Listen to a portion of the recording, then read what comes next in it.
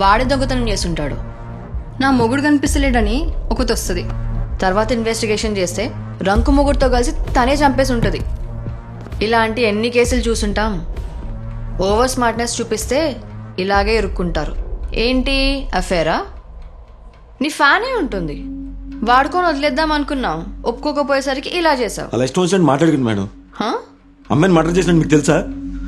లేదా మర్డర్ చేసినట్టు మీ దగ్గర ప్రూఫ్ ఉందా? ప్రూఫా? ఏయ్ వాడిని పిలవండిరా. గోవింద్,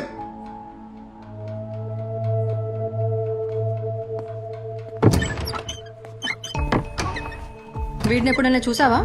చూశాను మేడం. ఎప్పుడు చూసావు, ఎక్కడ చూసావు? నవంబర్ 14వ తారీఖు శామీర్పేట రోడ్లో వెళ్తుంటే వాన పడుతుందని పక్కన ఆగాను మేడం. ఇంతలో ఇతను ఎవరో అమ్మాయితో గొడవ పడుతున్నట్టు అనిపించింది.